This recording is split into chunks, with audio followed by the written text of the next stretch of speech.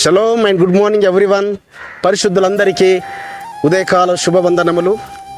ఇదిన కృపావాక్యము యెషయా గ్రంథము 44వ అధ్యాయము 3వ వచనము.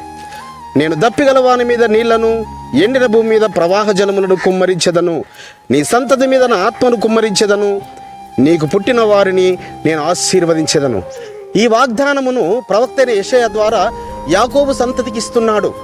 అయితే యాకోబుకు పరలోకపు తండ్రి తనను గర్భంలోనే ఎన్నుకున్నాడు, గర్భంలోనే ప్రతిష్ఠించుకున్నాడు.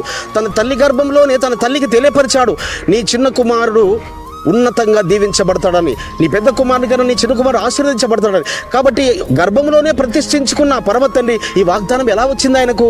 మన మూల పితరుడైన అబ్రహాము గారికి ఇచ్చిన వాగ్దానం. సుమ అబ్రహాము గారితో అన్నాడు, అబ్రహామా, నీ సంతానమును ఆకాశ నక్షత్రములే, సముద్ర విస్కరేణుల వలె చేస్తాను.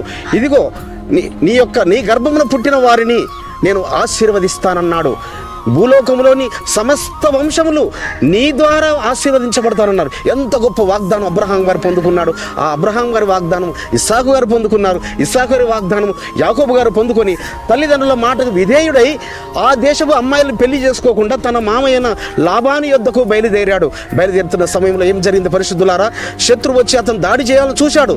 కానీ ఆ బేతేలు యొద్ద పరలోకపు తండ్రి దర్శనమిచ్చి ఆ యొక్క పరలోకపు నిచ్చెన పైకి కిందికి దూతలు ఎక్కడము దిగడం చూసి ఆ స్థలమును ఇది నిజముగా బేతేలు, ఇది ఎలోహిమి ఇల్లు, ఇది యెహోవా ఇల్లు అని దానికి పేరు పెట్టి అక్కడ స్తంభం పెట్టి నూనె పోసి ప్రార్థన చేశాడు. అక్కడే మందిరం కట్టబడింది. మళ్ళీ లాబాను యొద్ద నుంచి యాకోబును ఆశీర్వదించి ఈ దేశములకు నడిపిస్తాను, నీ సంతానము నేను ఇక్కడ నీకు పుట్టిన వారిని అందరినీ, నీ గర్భంలో పుట్టిన వారిని అందరినీ ఆశీర్వదిస్తానన్నాడు.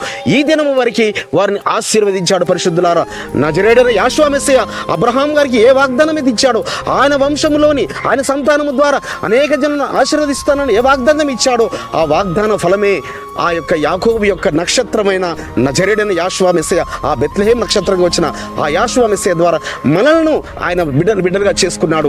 మనకు ఆయన వాగ్దానం ఇస్తున్నాడు, నీ గర్భమున పుట్టిన మీ పిల్లలను నేను ఆశీర్వదిస్తాను, నేను దీవిస్తాను, నీ గర్భంలో పుట్టిన వారందరినీ నేను ఉన్నతమైన స్థలం ఎక్కిస్తాను వాగ్దానం ఇస్తున్నాడు.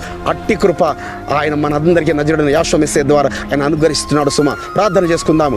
పరిశుద్ధుడైన తండ్రి, అబ్రహాం, ఇస్సాకు, యాకోబుల ఎలోహిం, మా మూల పితరుడైన అబ్రహాం గారికి వాగ్దానం ఇచ్చి నీ ద్వారా భూలోకంలో సమస్త జన్మలను ఆశీర్వదిస్తున్నారు. ఆ వాగ్దానం ఇస్సాకు నుంచి యాకోబు నుంచి నక్షత్రంగా వచ్చిన నజరేయుడైన యెహోవా మెస్సీయ ద్వారా అట్టి కృపను మాయడలు విస్తరింపజేసి మా పిల్లలను కూడా ఆశీర్వదిస్తాను ఇచ్చిన వాగ్దానం చేతపట్టుకొని నిండు మనసుతో మీ కృతజ్ఞతలు తెలియపరుస్తూ నజరేయుడైన యెహోవా నామమున స్తుతించి వేడుకుంటున్నాము పరమ తండ్రి.